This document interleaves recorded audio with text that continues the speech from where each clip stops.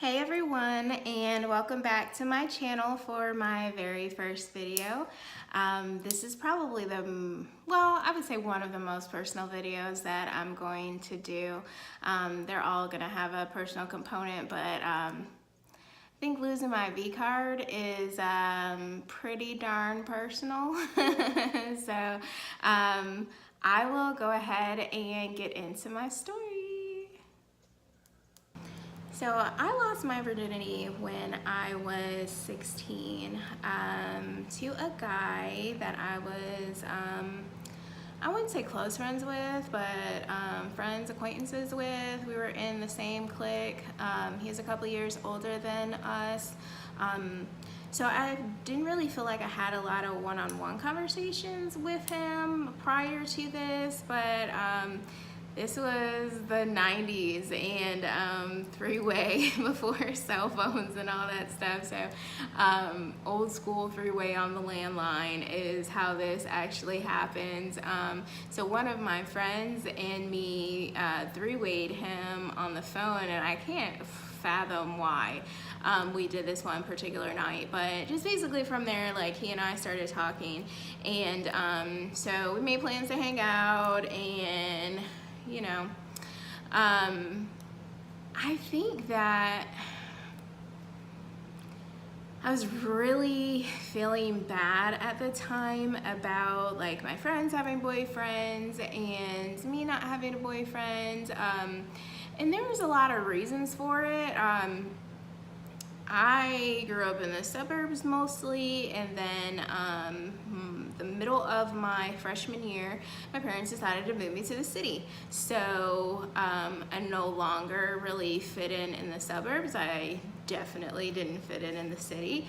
So I was in just a bad place, and obviously I'm not blaming my parents for my bad behavior, but at the same time, maybe just feeling a little bit lost, and like I said, not really jelly over my friends having boyfriends, but just feeling left out.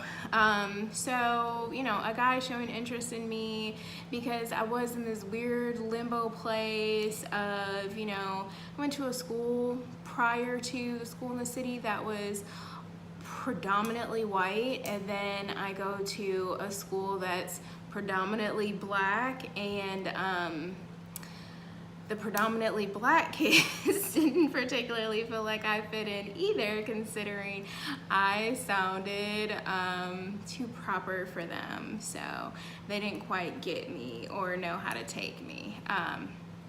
So 15 to 17 was just really just a crazy, really, I guess like 14 to 18 pretty much was just a lot of change, a lot going on. So when this guy, like I said, was showing interest in me, I was like, well, you know, whatever. Like, I mean, I had never had sex before, so I didn't exactly know what to expect. I didn't really have a birds and bees talk with my mother or my father. You know, mainly my examples were sex ed at school, and then like the fact that my sisters were teen moms. So I guess that was my deterrence, and those were my life lessons I was supposed to learn from. So no formal training or intervention on the situation. And my mom was a teen mom. My sisters ended up being a teen mom. My dad, or not my dad, well, my dad was a teen dad too, obviously. And then my brother was a teen dad. So I guess I was supposed to maybe be better, and I was. I didn't have a baby, but I still was doing things I shouldn't have been. So long story short, we were talking, and one thing led to another about us hanging out and the possibility of this happening. Like I said, I really feel like I was ill prepared for what I was really getting myself into. And also thinking back, like, I really am not sure why I did it in the first place, other than, like I said, I felt like maybe I was being left out by my friends losing their virginity, but they all had steady boyfriends. So I was in a really unconventional situation with he and I just being friends. So anyway, so my sister, who is 5 years older than me, is a really bad influence. She's probably gonna be like, you can't blame me for your own, you know, whatever, but she's just a bad influence. And she said that it was okay. And her justification for right, wrong, indifferent was, I would rather you be somewhere safe, you know, hanging out with a boy than in the streets. Okay, so I will give her that for trying to be a good big sister. She could have tried to deter me from, you know, hanging out with a boy by ourselves, especially the age we were at. You know, if we were like 13 hanging out, like, likely this would not have been a big deal. He's 19, I'm 16, so whatever. But my sister leaves us at her house, and it was really, really, really awkward and painful comes to mind. And afterwards, you know, like, we talked before and after, and, you know, no real talk about, like, us being together or anything like that. So no promises were made. But at the same time, like I said, I feel like I was very ill prepared for the whole situation. And so I go home, you know, trying desperately to act like nothing happened. I'm just so uber normal, and I don't think anybody thought anything different. But so he called me like a couple hours later and checked on me and blah, blah, blah. So that was cool, and that was nice. Like, in the days afterwards is really where things got tricky. The days and the months, actually. I can't even remember what month this was. I want to maybe say, I know it was definitely in the winter, but it's Buffalo, you know, it's winter 9 months out of the year. So just like Florida, it's summer 9 months out of the year. So that could be literally any time. But I know it's definitely winter time. I want to say it was definitely winter time, but either way, so he checked on me, blah, blah, blah. You know, we were talking on the phone pretty much every night from there, but again, like, nothing really like, oh, you know, like, we're going steady now, or we're boyfriend, girlfriend, or anything like that. But I guess the more time went on, and we hung out, you know, several times after that too, not just for that. So get your mind out of the gutter. We hung out several times after that.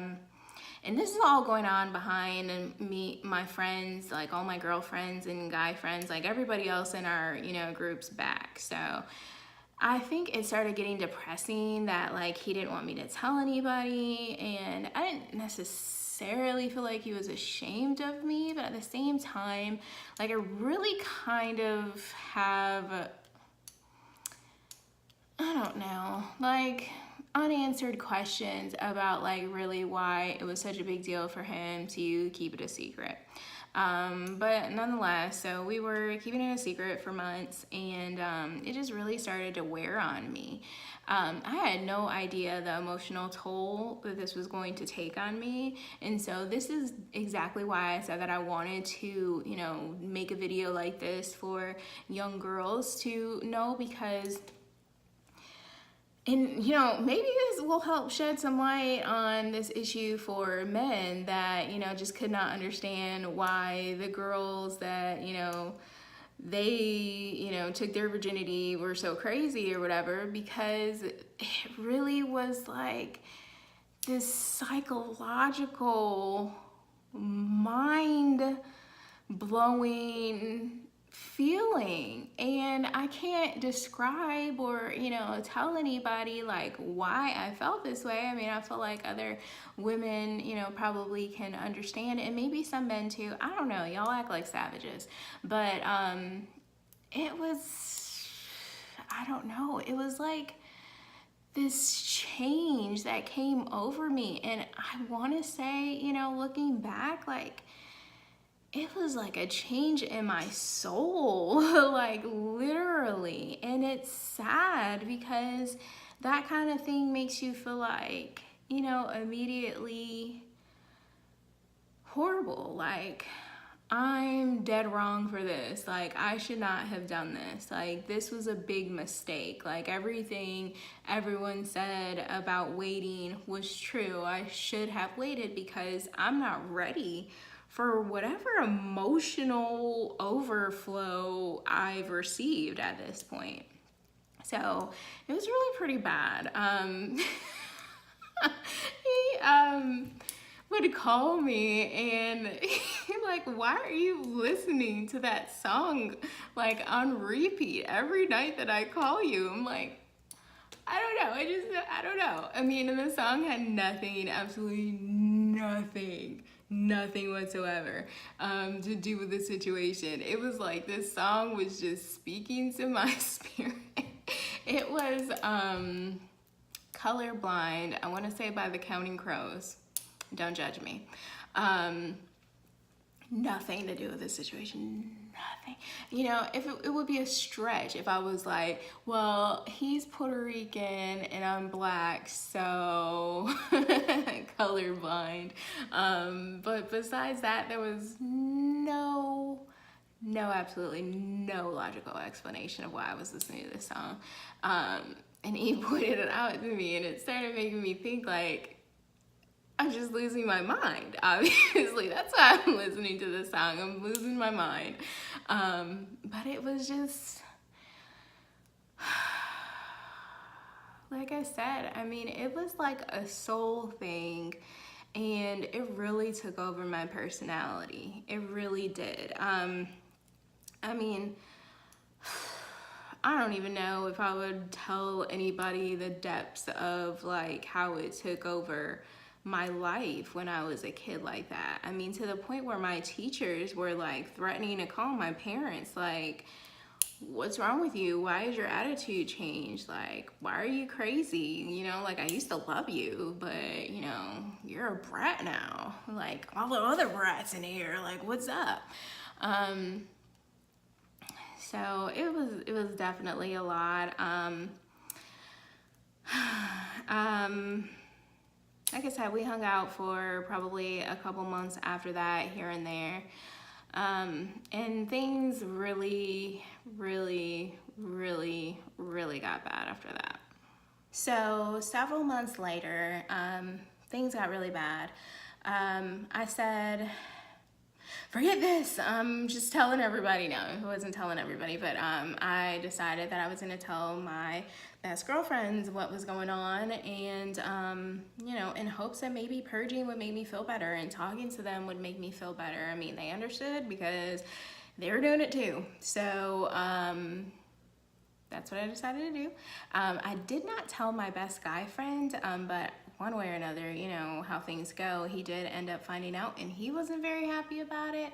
So I don't know if maybe that's why homeboy didn't want to tell everybody, and not because I think that, you know, my best guy friend had a crush on me or anything, but maybe just because he and I were so close, and so, you know, something like that within the group just is bound to make people feel some type of way. So long story short, it screwed up everything. It was the end of all of us as we know it. And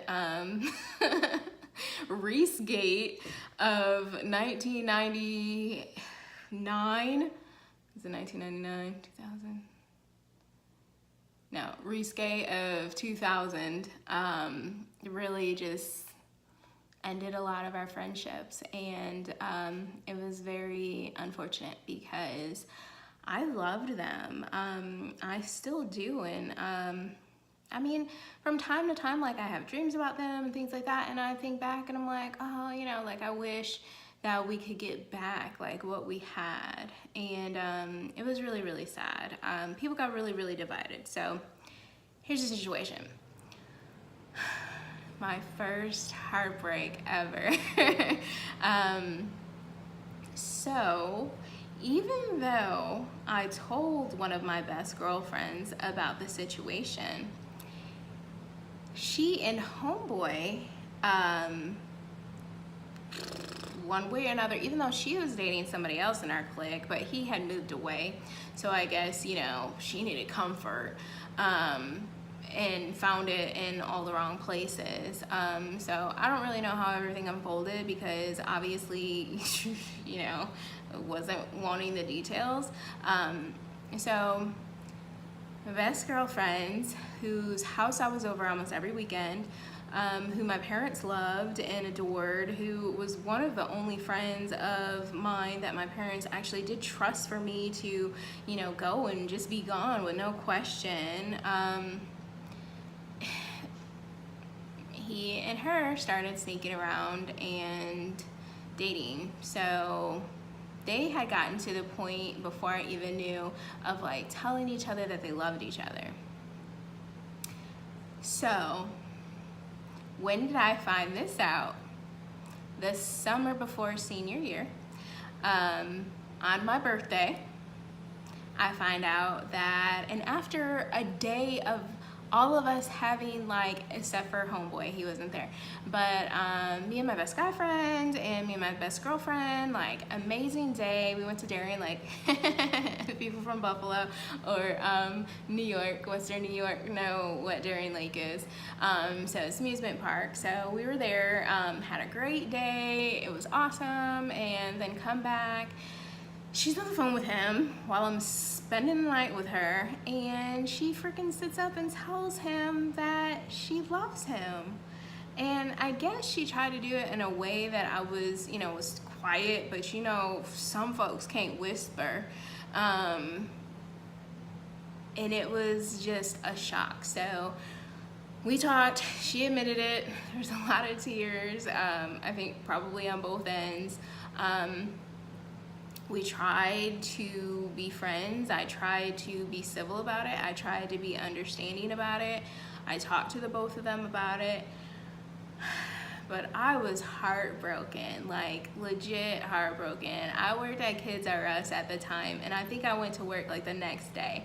I was greeting customers in tears because I was just distraught.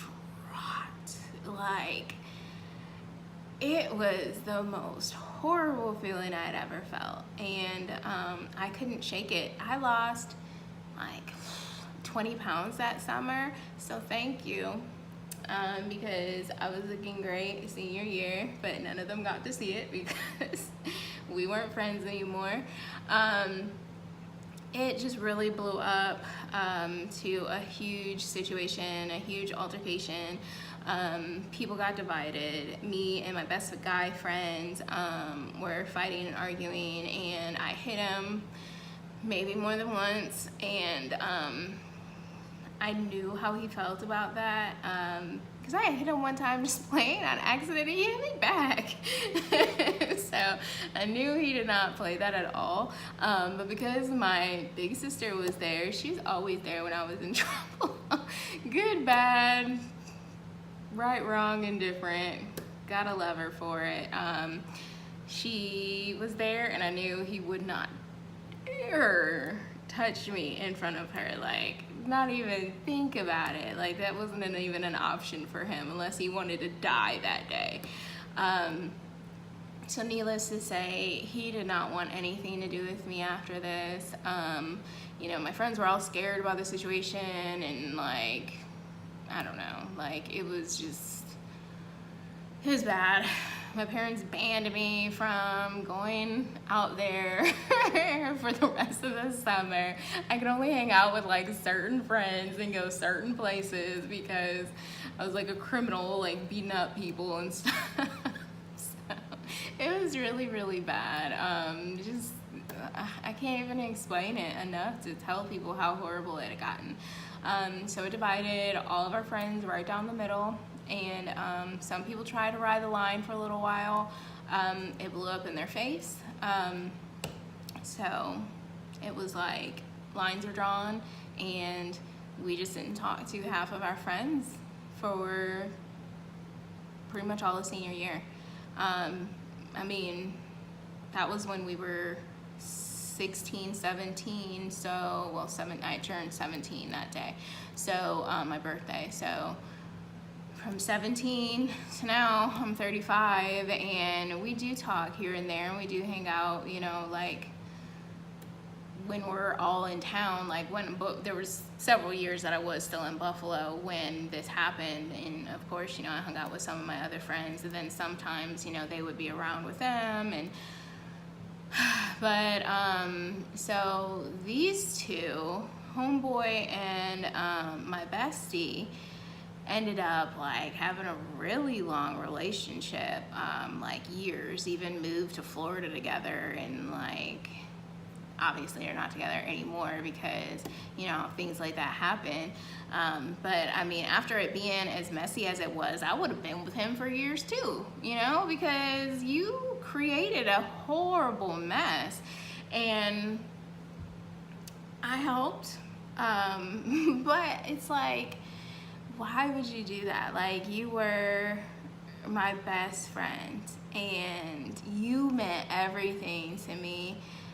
The both of you did at this point, and it's like, to have both of you ripped away at the same time was legit horrible. So I hope you're happy with yourselves. Just like, so it's really sad that this whole situation ended up the way that it did,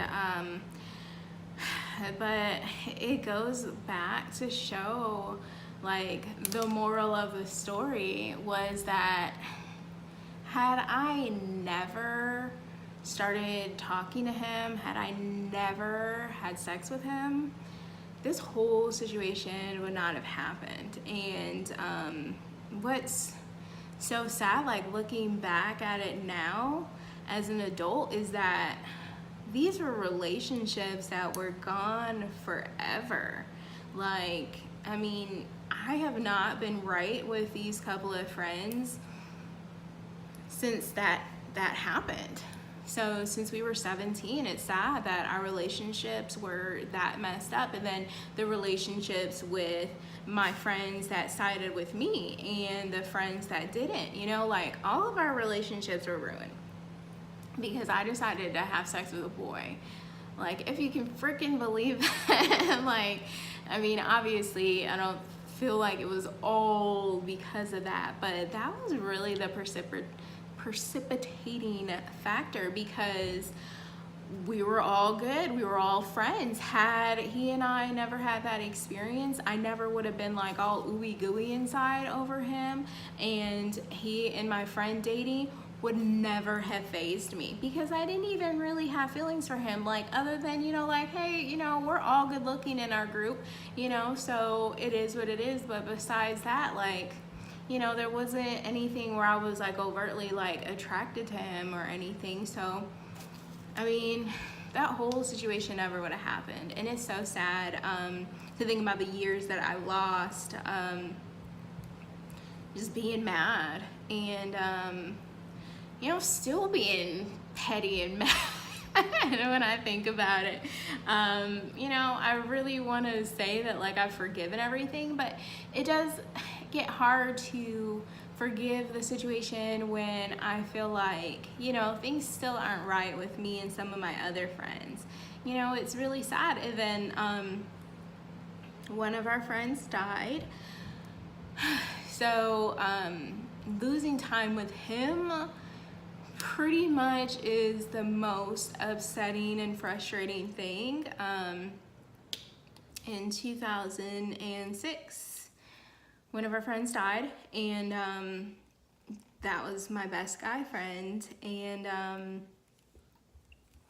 we had reconciled prior to this, so you know, it wasn't as horrible as it could have been, you know, because I really would have felt like disgusted with myself if he died and we, you know, weren't on speaking terms because of the situation with me hitting him, which I really feel bad about. I mean, I know I'm laughing, but it's because I was just so wrong in that situation, and I hate that it happened, and so I am so uber sorry to him, and I know that he knows that. But anyway, so with him passing away, you know, it made me feel like, well, geez, like that whole senior year, that whole next year until he and I reconnected at Buff State was lost, and I don't know. I mean, I do feel cheated, and I guess, you know, after all this time, I shouldn't really care. But, you know, if he was here, I probably wouldn't. But the fact that he isn't, you know, I just feel like everything that I could have done to talk to him more, to see him more, to spend more time with him, just kind of weighs on me. And I know that he knows that I absolutely just loved and adored him. And I have his name tattooed on me.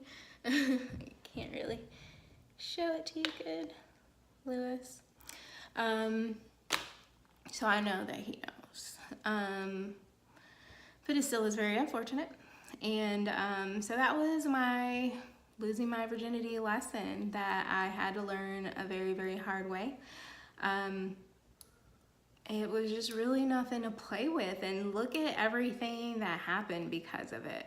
You know, all these broken up relationships, you know, my mental stability was definitely questioned during those times too, because it was such high emotion and high stress that I didn't know what to do with. Like, what was I to do with all the feelings and the emotions that I had? You know, I tried to talk to homeboy about it.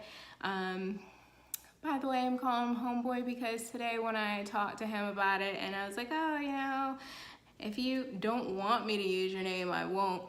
He's like, well, just change my name. I'm like, really? You're lame. Like, all of our friends already know, duh, you know? So who cares, like, if strangers know at this point? I'm a cute girl, so, you know, while he acting like he don't want nobody to know about me, but I'm sure that's not the reason. So yeah, he was like, oh no, change my name, blah, blah, blah, whatever. I don't know. And we obviously still talk from time to time. I guess I should have brought that up. I really have a bad problem of hanging on to my exes, even though I haven't seen him in like 18 years or something like that. Some crazy 16, 17, 18 years it's been. But, you know, gotta love Facebook and Instagram for keeping all of us connected. So I just really feel like it was a bad situation for me to have gotten myself into, especially being so young, especially without, you know, any real commitment. Like, God wants us to be, you know, intimate with our spouses, and he wasn't even my boyfriend. So I was like setting myself up for failure. It was, like I said, it took a huge emotional toll on me. I still kind of feel like it does sometimes because I'm like, geez, like, if I wouldn't have done that, then I wouldn't have done that, then I wouldn't have done that. And so that's the biggest thing that I want to share with some young girl that, you know, is in my same situation or a similar one, or, you know, dating a boy and not knowing whether or not to give in to him, is that, you know, you are opening up Pandora's box, and there's just nothing good that comes out of it, you know, unless it is your husband.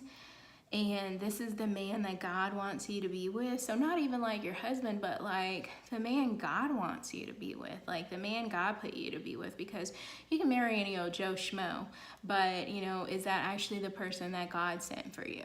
So, you know, that's what I would want to share with some young girl, is that it's just not worth it. And, you know, people will tell you stuff and you feel like you got to figure it out for yourself. And, you know, the only way that you're going to find out is if you experience it. And, you know, it's like one of those things that you just don't want to play with.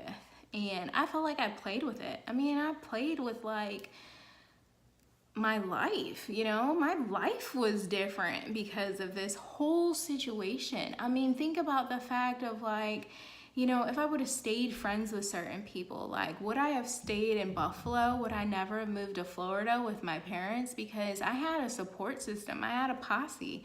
So, you know, I could have stayed in Buffalo and I could have tried to make it work. I mean, things could have been completely different for me. You know, the memories that I would have had, the things that I would have, you know, done and seen with them, you know, the fact that we all would have been connected now and I could, you know, be hanging out with them and their kids. And, you know, two of my friends lived in Florida. So it's like, you just really never know when you're in this type of a situation, what massive impact is going to have on you. And so definitely God was telling me that I should have waited, that this was too precious of a thing for me to mess with. This was too fragile of a thing to deal with for me being a 16-year-old, you know, and just not having all the tools that I needed to be able to deal with this situation and to be able to be mature about it. You know, that was one of the biggest things. I can't be mature about it. I was a kid about it because I was a kid, you know, and that's why kids shouldn't do certain things. And, you know, people that tell their kids that they should wait, I'm telling you kids, your parents are right about this one. And, people that, you know, have similar stories about, you know, losing their virginity and stuff like that.